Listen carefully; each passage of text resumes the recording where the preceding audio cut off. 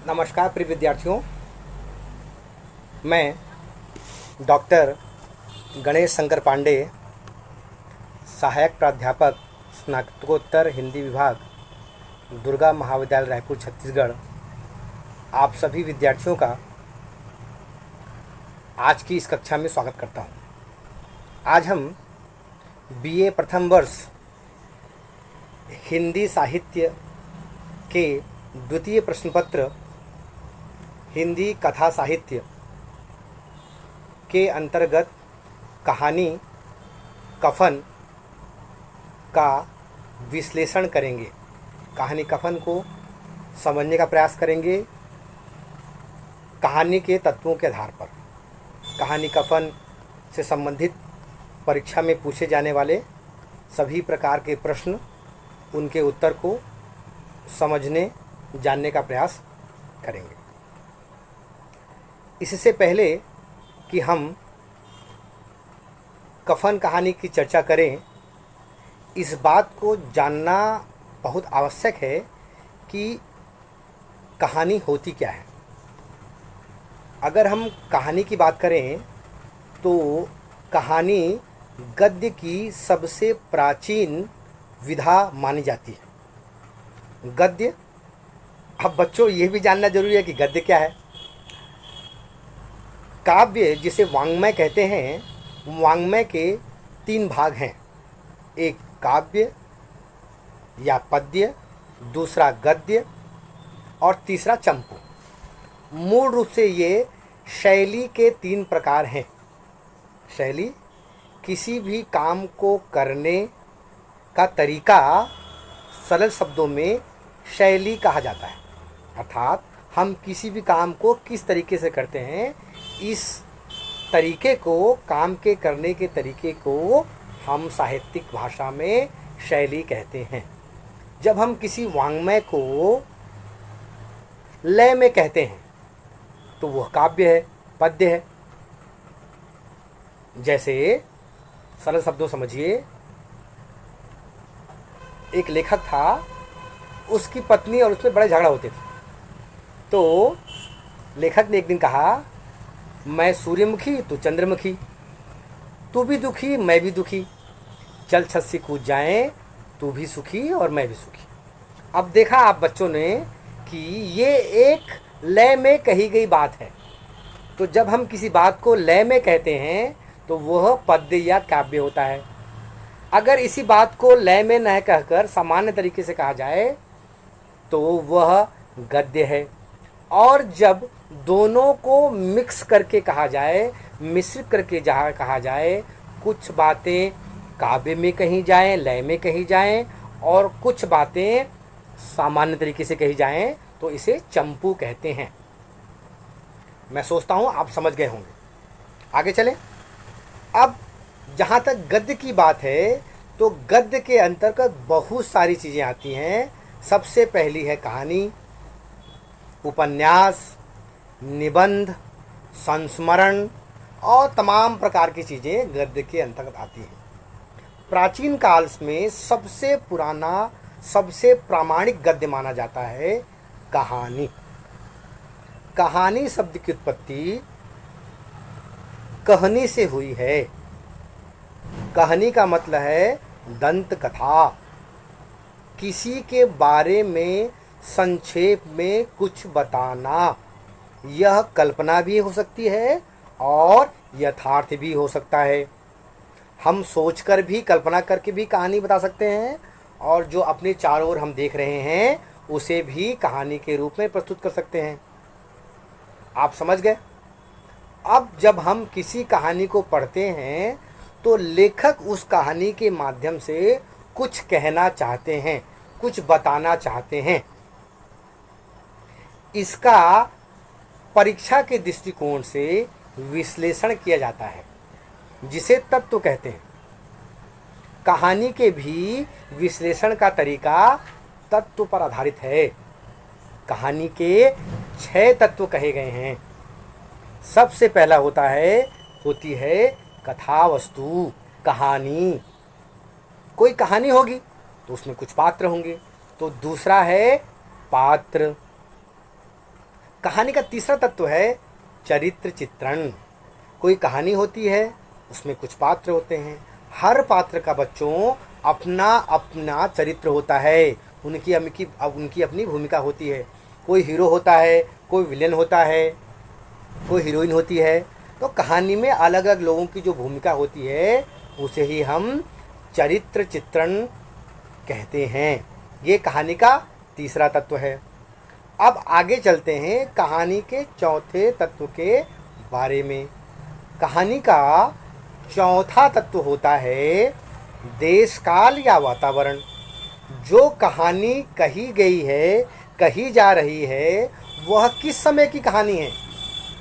क्या वह आज की कहानी है, 20 साल पहले की कहानी है?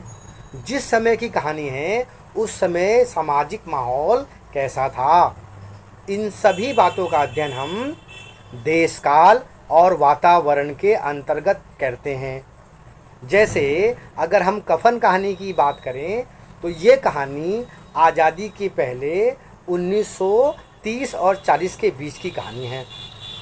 मतलब ये 30 और 40 के दशक की कहानी है। समझ गए? अब इसके बाद आता है कि कहानी कहने के पीछे उसका, कहानीकार का, लेखक का क्या उद्देश्य है, यह कहानी का आखिरी तत्व है। समझ गए? अब दोबारा से मैं दोहराता हूँ। किसी भी कहानी का साहित्यिक विश्लेषण हम कहानी के तत्वों के आधार पर करते हैं। कहानी के कौन कौन से तत्व हैं, गिनिए, याद करिए, चलिए बोलिए। सबसे पहला है कथा वस्तु, यानी कहानी का जिस्ट, सारांश, क्या कहा गया है। दूसरा होता है कहानी के पात्र, कौन कौन से उसमें लोग हैं। तीसरा होता है चरित्र चित्रण।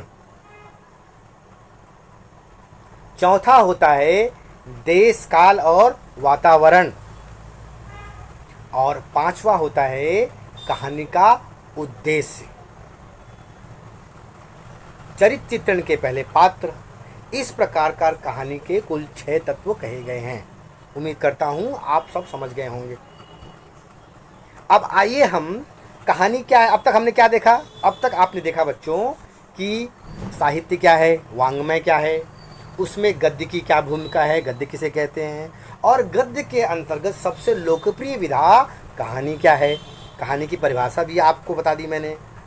अब कहानी के बाद कहानी के कौन कौन से तत्व होते हैं ये भी हमने जान लिया। अब आज हम अपने कोर्स की पहली कहानी कफन का अध्ययन करेंगे। इस कहानी के लेखक हैं मुंशी प्रेमचंद। इससे पहले कि हम कहानी की बात करें, थोड़ा समय आपको मुंशी प्रेमचंद जी के बारे में बता देता हूँ। मुंशी प्रेमचंद ये एक ऐसा नाम है जिसको आप बचपन से सुनते आ रहे हैं। उम्मीद करता हूँ आप जानते ही होंगे कि यह इनका मूल नाम नहीं है, इनका असली नाम है धनपत राय। ये मुंशी का काम करते थे, इसीलिए इनका नाम मुंशी पड़ा, मुंशी प्रेमचंद। ये उर्दू में पहले नवाब राय के नाम से लिखा करते थे अंग्रेज़ों के ज़माने में, जब बहुत सख्ती थी लिखने पढ़ने पर। और इनका पहला काव्य संग्रह सोज़े वतन, जो देश के समय, आज़ादी के समय देश की गुलामी और उनकी दुर्दशा पर लिखा गया था, अंग्रेज़ों द्वारा बैन कर दिया गया था, प्रतिबंधित कर दिया गया था, इसीलिए ये वो नाम बदल कर लिखते थे। अगर हम इनके पैदाइश की बात करें तो उत्तर प्रदेश, भारत के उत्तर प्रदेश राज्य के वाराणसी, जिसको बनारस कहते हैं, जहाँ काशी विश्वनाथ जी का मंदिर भी है, वहाँ के एक छोटे से लम्ही नामक गांव में ये पैदा हुए थे। कब पैदा हुए थे? 31 जुलाई 1980 को। और माना जाता है कि इनका देहांत 1936 में 8 अक्टूबर को हो गया। और मज़े की बात यह है बच्चों कि ये कहानी उनके मरने के थोड़े दिन पहले की ही लिखी गई है। कफन का रचनाकाल 1936 ही माना जाता है। अगर हम इनकी और रचनाओं के बारे में बात करें तो प्रेमचंद हिंदी साहित्य के सबसे लोकप्रिय लोकप्रिय, सबसे लोकप्रिय कहानीकार माने जाते हैं। इन्हें उपन्यास सम्राट भी कहा जाता है। इनकी विशेषता ये है कि इन्होंने वह लिखा जो अपने चारों ओर देखा। शुरू में इनकी कहानियों और रचनाओं में आदर्श था, अर्थात सब कुछ अच्छा अच्छा, जिसको हम लोग बोलते हैं हैप्पी एंडिंग।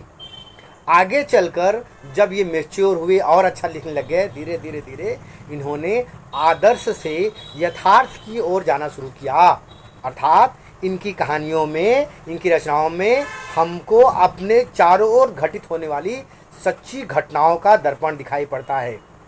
इनका सबसे प्रसिद्ध उपन्यास माना जाता है गोदान, जिसमें गांवों में कृषकों की भूमिका पर बहुत ही लंबे तरीके से, अच्छे तरीके से बताया गया है। इसीलिए इसे कृषक जीवन का महाकाव्य भी कहते हैं।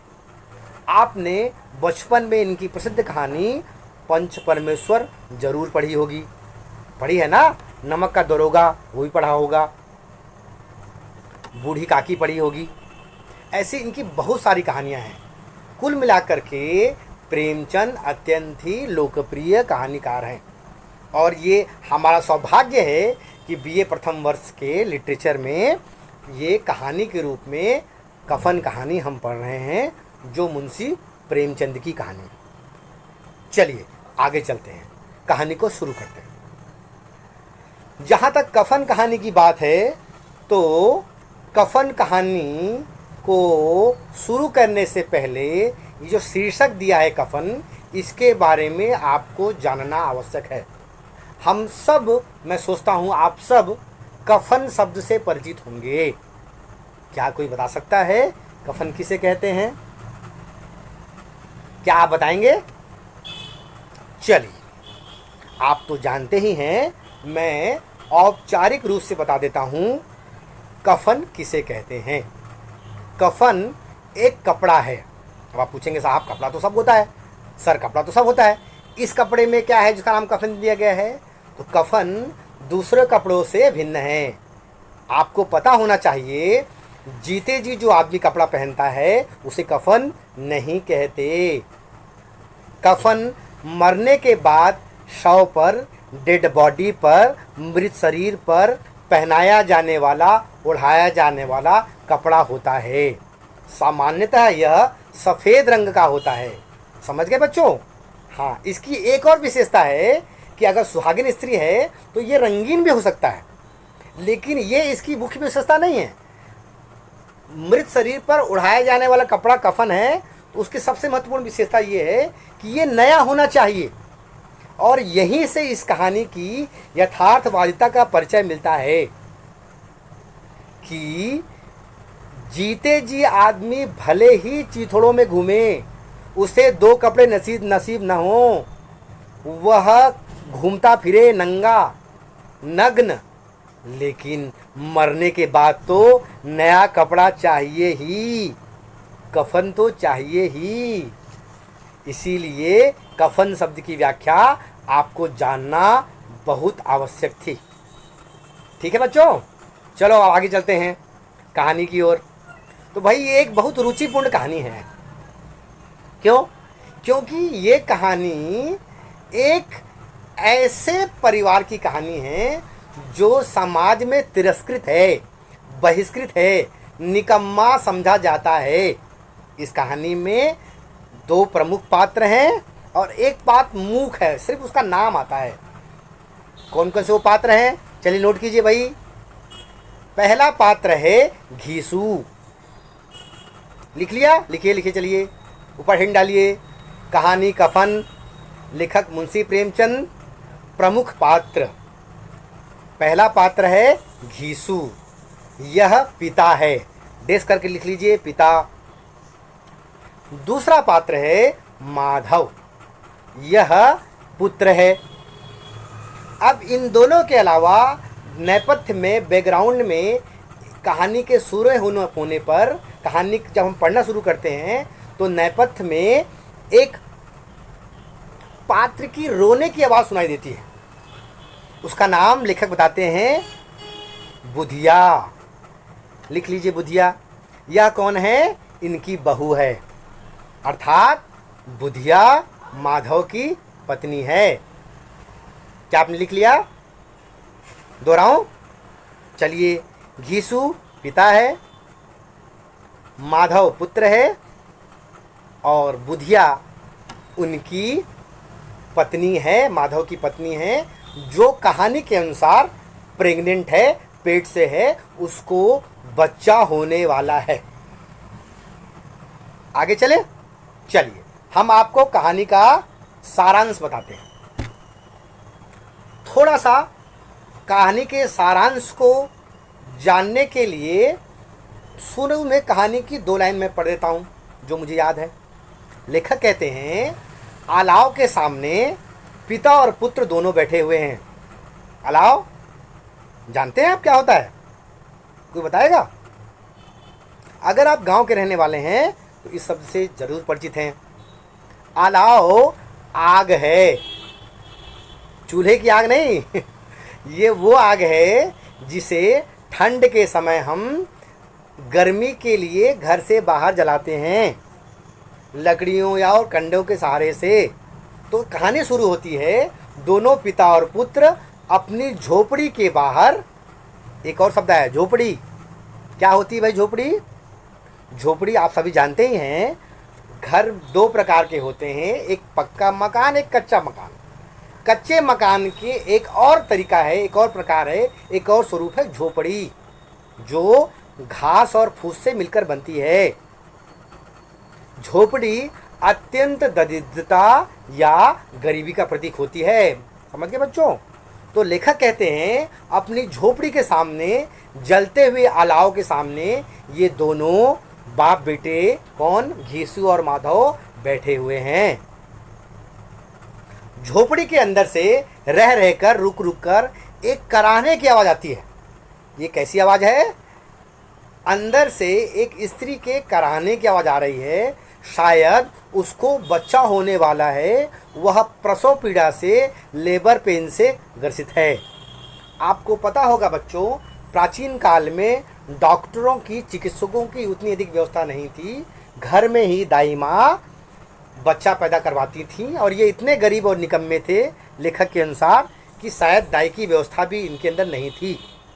कहानी शुरू होती है, कहानी शुरू होती है और ये दोनों बाहर अलाव ताप रहे हैं। लेखक कहते हैं, अलाव के अंदर दूसरे की खेत से चोरी कर कर, खोद कर लाए हुए आलूओं को डाल रखा है, जिसे भून कर खाने की प्रतीक्षा है। झोपड़ी के अंदर से इनकी जवान बहू, जिसको बच्चा होने वाला है, वह प्रसव पीड़ा से करा रही है और बाहर बैठकर ये दोनों निकम्मे बेशरम उस आवाज़ को सुन रहे हैं। ये मेरे नहीं, लेखक के शब्द हैं। अब मज़े की बात यह है बच्चों कि ये बाहर बैठकर किस बात का इंतज़ार कर रहे हैं और अंदर क्यों नहीं जा रहे? बेटा बाप से कहता है, जा तो देख तो अंदर से कैसी आवाज़ आ रही है, लगता है बचेगी नहीं। बेटा बाप से कहता है, तुम चले जाओ, तुम देखो।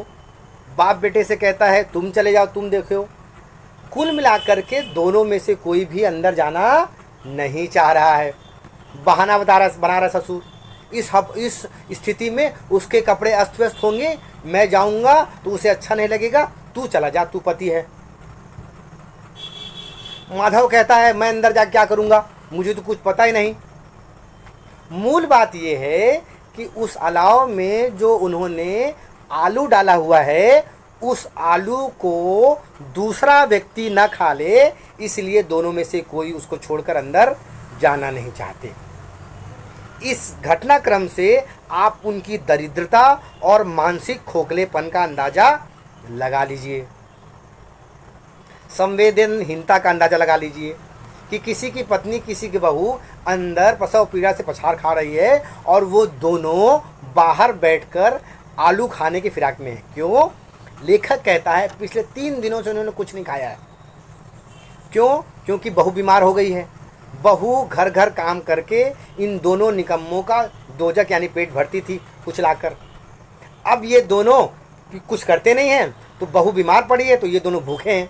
रात हुई है, अभी चोरी करके दूसरे के खेत से आलू ला कर रखे हैं, इस इंतजार में है कि हम आलू खा लें। ये सोचकर कि दोनों, मैं चले जाऊंगा अंदर तो जो मेरे पिताजी हैं वो पूरा आलू खा जाएंगे, बेटा नहीं जा रहा है। ये सोचकर कि मैं अंदर चले जाऊंगा तो मेरा बेटा पूरा आलू खा लेगा, बाप अंदर नहीं जा रहा है। कुल मिलाकर के इस कसमकस में दोनों में से कोई अंदर नहीं जा रहा है, और फाइनली बाहर बैठकर दोनों बेशरम निकम्मों की तरह आलू छीलकर खाते हैं। अंदर से वो कराहती रहती है। खा करके दोनों, लेखक कहते हैं, अजगर की तरह वहीं पर सो जाते हैं। पता नहीं कब उसके रोने की आवाज़ शांत हो जाती है। सुबह जब सोकर उठते हैं तो ये देखते हैं कि अंदर से, झोपड़ी के अंदर से किसी भी प्रकार के रोने, चीखने, चिल्लाने की आवाज़ नहीं आ रही।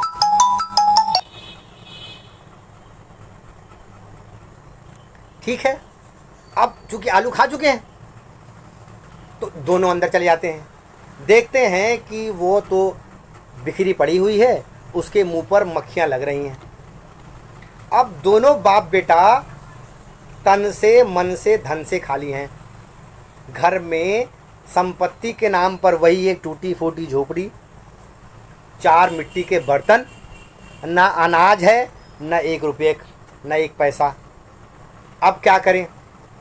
जो सामाजिक परंपरा है, रोने पीटने के द्वारा हम इस अपने दुख का प्रदर्शन करते हैं। दोनों बाप बेटे रोने पीटने लग गए, लेकिन इनका बैकग्राउंड, इनका कामकाज ऐसा था कि ये 2 निकम्मे थे, दूसरे घर में काम करते थे, बहुत सा रुपया लोगों से उधार ले रखा था, किसी को वापस नहीं किया था, तो इनकी कोई सामाजिक छवि नहीं। लेखक कहते थे कि अगर ये साधु होते तो अव्वल दर्जे के साधु होते। क्यों? क्योंकि ये निष्फिक्र थे। इनको